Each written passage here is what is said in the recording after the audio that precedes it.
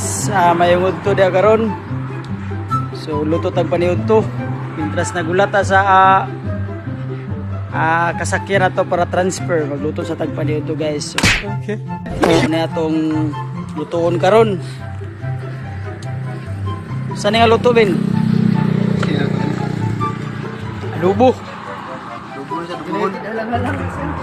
So laman loob. Muna atong master chopper.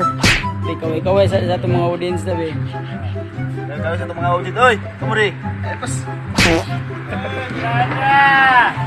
Tara atong chef. Oh, muna itigluto na. Kwan pod. Muna atong lutoon. Actually nalapahawan na sa kaganina ba. Guys. Na itong mga lamasons, mga secret ingredients. A few inches later. Guys, nahuman na yung tadtad sa itong master chopper. Ang lamas ug ang atong laman loob. So na. Ready na para mikos.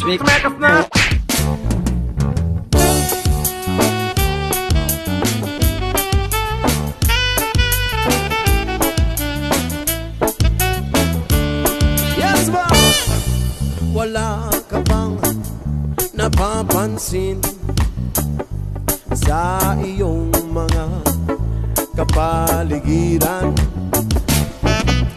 Kay dumi na ng hangin, pati na ang mga ilog natin. Hindi na masama ang pagpunta at malayong-layo na rin ang ating narating. Ngunit masdan mo ang tubig sa dagat, dati kulay asin, ngayon'y naging itim. Ang mga tubig ating kinalat sa hangin, sa langit, wag na nating paabutin. Kung tayo'y pumanaw man sa riwang hangin, sa langit natin matitikman.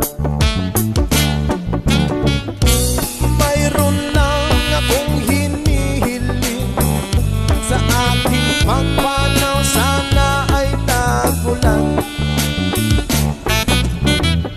Gitara ko ay aking dadalhin upang sa ulap na lang tayo magkantahan.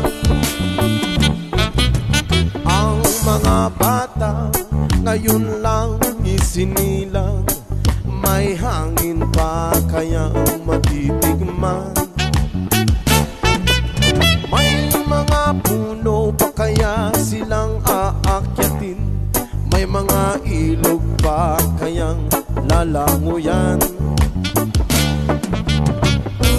Bakit di natin pag-isipan ang nangyayari sa ating kapaligiran? Hindi na masama ang pagpunlad kung hindi nakakasira ng kalikasan. Darating ang panahon, mga ibong gala ay wala lang madadapuan. Amen!